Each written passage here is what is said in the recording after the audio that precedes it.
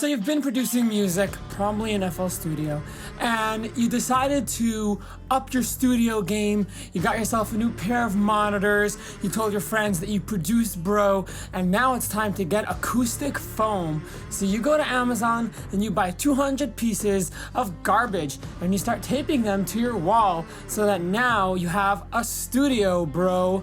Now, I'm guilty of it. Everyone is guilty of it. I do have a bit of acoustic foam up on my wall, but it's there strictly for aesthetic purposes. I'm aware that it doesn't really have any effect on my actual sound. If you're considering to go out and buy acoustic foam, I want to ask you a question. Do you know what a flat EQ curve even is? Do you know what reflections are? Do you know what resonances are? If you don't really know what any of those things are, and you're going out to buy acoustic foam, you're wasting your money. Very often I see amateur producers really trying to sell this image of a studio. And if that's what you're trying to do, just sell the image, that's okay. But if you think it's going to affect your sound, there are a lot of other things that need to be taken into account. Acoustic foam has nothing to do with soundproofing. I had a friend of mine consult with me about buying acoustic foam for his studio.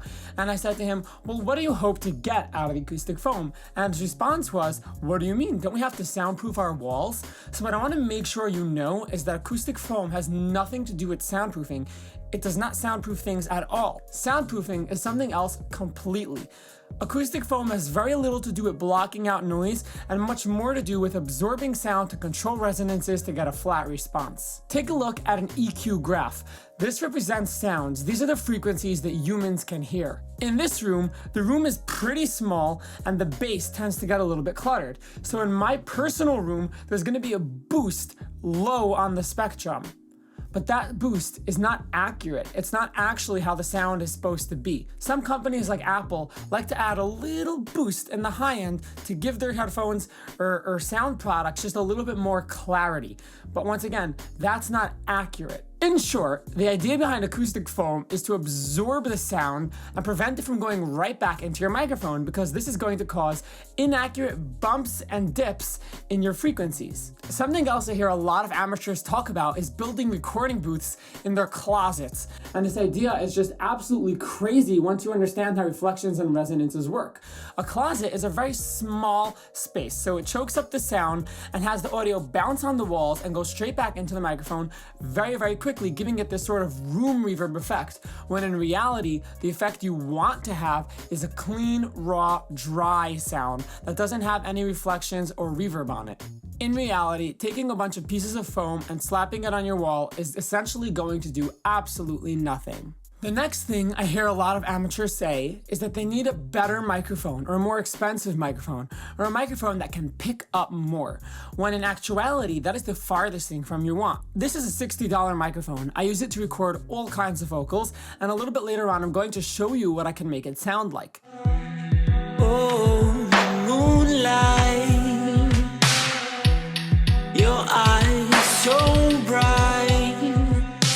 The perk of using a $60 microphone is that it does not pick up anything that isn't recorded literally right here. And the reason why that's great is because right now, you don't hear my mom screaming upstairs. However, if I was using a very expensive microphone, you'd be able to hear everything going on in here. If you're still recording at home and you're working on music at home, I'd recommend that you don't get such an expensive microphone, because the quality of your vocals is going to be more or less the same when you're in such a space, and investing in an expensive microphone is just going to pick up more than you want heard. When you're in a soundproof, acoustically treated environment, a microphone that can pick up anything can be really good for picking up all kinds of nuances that the performer or singer is doing. However, when you're at home, you're gonna land up with a product that isn't really right for your needs. Also, if you feel like your vocals aren't sounding good, chances are it's not the microphone.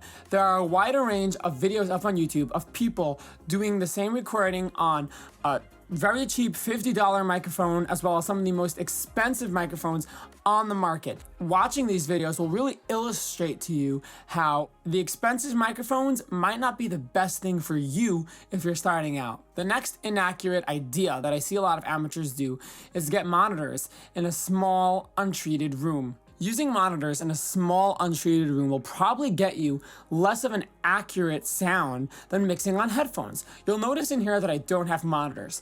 That's because I live at home and using monitors wouldn't really work for my needs. I typically don't do the final mix on all my songs, and when I do, I rent out an expensive studio space just so I can listen to things and hear them accurately for that final mix. For the most part, I'm very happy mixing on headphones because I can get much closer to a flat response using them. The sound is significantly more accurate. There is a software or a plugin called SonarWorks. SonarWorks basically figures out the model of your headphones and then adjusts the EQ curve to make it more accurate and more flat. So for me, in this home studio, mixing on headphones with SonarWorks turned on gives me a much more accurate response than using monitors.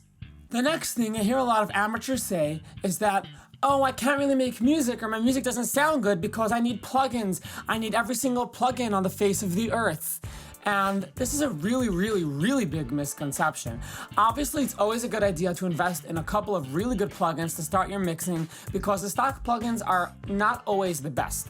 However, if you were to take a professional and hand them your mix and only give them stock plugins, you'd probably still get a really good product.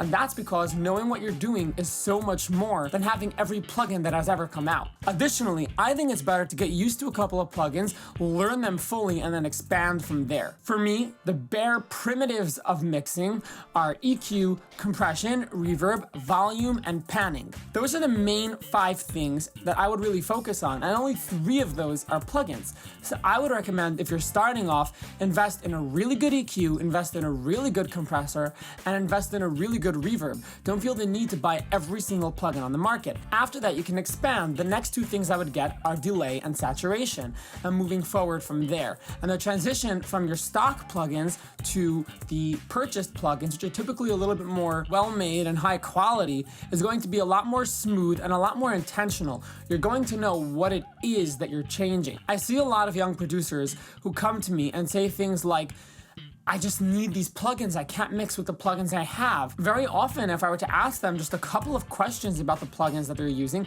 they don't really understand what it is that they're trying to do. So learning about mixing is so much more important than just buying the tools to mix with. That being said, I love plugins.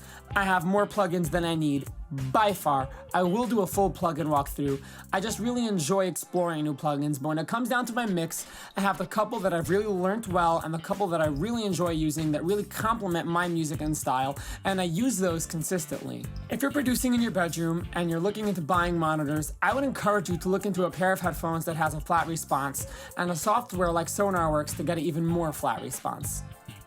If this video is helpful, please like, subscribe, let me know your thoughts down below, and thank you so much for being here. You are awesome.